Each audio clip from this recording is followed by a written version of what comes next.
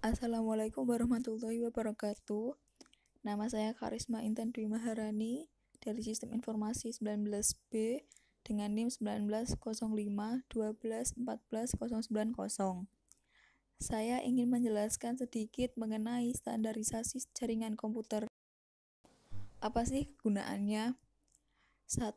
Agar dapat digunakan banyak pengguna. Untuk menyambungkan perangkat diperlukan spesifikasi tertentu yang dipenuhi perangkat-perangkat tersebut, karena setiap perangkat memiliki protokol yang berbeda. 2. Memudahkan berkomunikasi. Dengan menyambungkan perangkat satu dengan perangkat lain, bertukar kabar atau berkomunikasi menjadi lebih mudah. Yang ketiga, memudahkan pekerjaan. Proses pembagian data. Informasi tidak serta-merta langsung dikirimkan begitu saja. Dari gambar ini kita bisa menyimpulkan bahwa informasi diubah menjadi data, diubah menjadi segmen, dan diubah menjadi paket-paket, dan menjadi frame, dan dikirim dengan bentuk bit. Pengiriman informasi pun tidak semudah itu. Perlu beberapa tahapan untuk mengirimkannya. Kita akan membahas mengenai model OSI dan TCP atau IP. Kita bisa lihat di gambar bahwa OSI memiliki 7 layer dan TCP atau IP memiliki 4 layer yang berdasarkan internet DARPA. Model OSI atau kepanjangan dari Open System Interconnection adalah model jaringan terbuka yang dikembangkan oleh International Organization for Standardization atau ISO di tahun 1977 di Eropa. OSI disebut juga OSI 7 Layer Model atau model 7 lapis OSI. Sebelum adanya model jaringan ini, jaringan komputer bergantung pada pemasok yang dapat menjadi kendala hubungan suatu perangkat karena memiliki protokol yang berbeda-beda.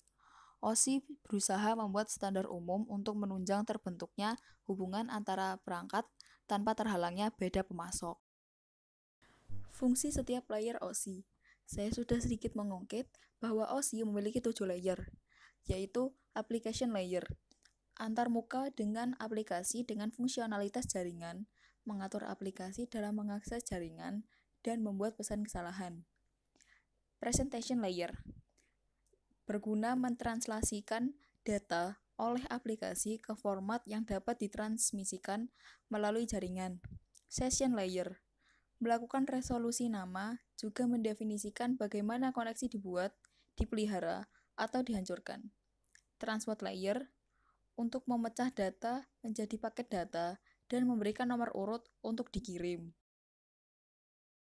Network layer untuk mendefinisikan alamat IP, membuat header untuk paket, dan melakukan routing melalui internet working. Data link layer untuk mengoreksi kesalahan, flow control, menentukan bagaimana perangkat-perangkat jaringan, memberi alamat perangkat keras, menentukan bagaimana bit-bit data dikelompokkan menjadi format atau yang disebut frame. Physical layer untuk mendefinisikan media transmisi jaringan, metode persinyalan, sinkronisasi bit, arsitektur jaringan, topologi jaringan, dan perkabelan. Application layer, contohnya Telnet, FTP atau File Transfer Protocol, DNS atau Domain Name System, SMTP atau Simple Mail Transfer Protocol, SNMP atau Simple Network Management Protocol.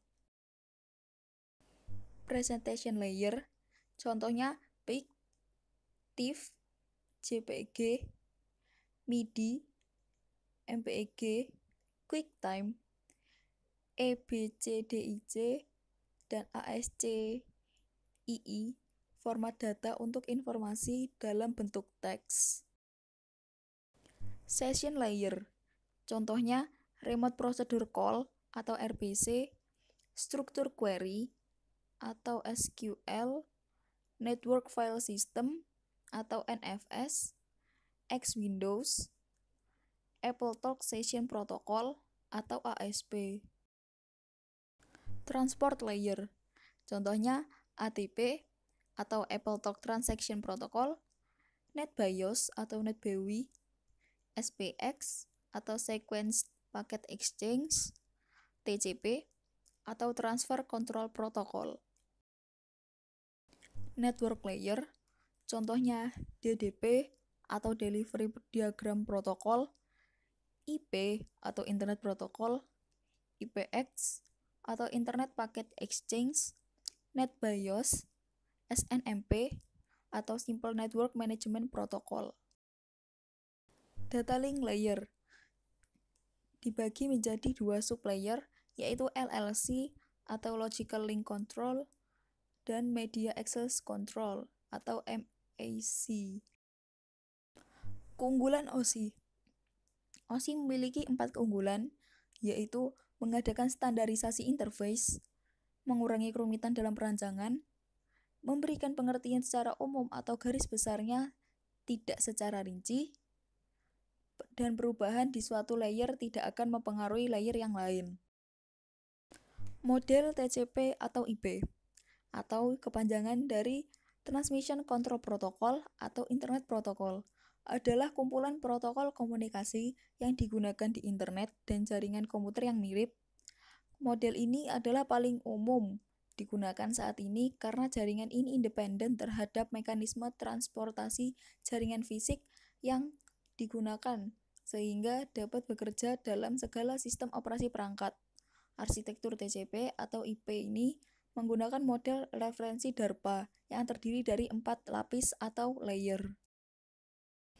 Fungsi setiap layer pada TCP atau IP. Application layer menyediakan akses pada aplikasi terhadap layanan TCP atau IP. Host-to-host layer untuk membuat komunikasi menggunakan sesi koneksi yang bersifat connection oriented atau broadcast yang bersifat connectionless. Internet layer untuk melakukan pemetaan atau routing dan enkapsulasi paket-paket data jaringan menjadi paket-paket IP. Network access layer untuk meletakkan frame jaringan di atas media jaringan yang digunakan. Application layer, contohnya Telnet, FTP atau File Transfer Protocol, DNS atau Domain Name System, SMTP atau Simple Mail Transfer Protocol, dan TFTP atau Trivial File Transfer Protocol. Host-to-host layer. Host-to-host layer dibagi menjadi dua, TCP atau Transmission Control Protocol dan UDP atau User Datagram Program. TCP adalah protokol internet yang membutuhkan koneksi dan dapat menghubungkan beberapa komputer untuk bertukar data. TCP memiliki 2 jalur untuk keluar masuknya data, sehingga lebih efektif karena jalannya bersamaan. Sedangkan UDP adalah protokol internet yang berkarakteristik connectionless atau tidak berbasis koneksi, yang dapat mengirimkan pesan tanpa perlu komunikasi awal. Transmisi datanya berbentuk diagram yang dapat menyebabkan kerusakan dan menyebabkan tidak urutnya data. Internet layer, contohnya IP atau Internet Protocol, ARP atau Address Resolution Protocol, RARP atau Reverse Address Resolution Protocol, DHCP atau Dynamic Host Configuration Protocol, ICMP atau Internet Control Message Protocol. Saya rasa sudah cukup. Terima kasih telah menonton video saya. Maaf apabila ada kesalahan ucapan atau penulisan yang disengaja maupun tidak. Semoga bermanfaat. Wassalamualaikum warahmatullahi wabarakatuh.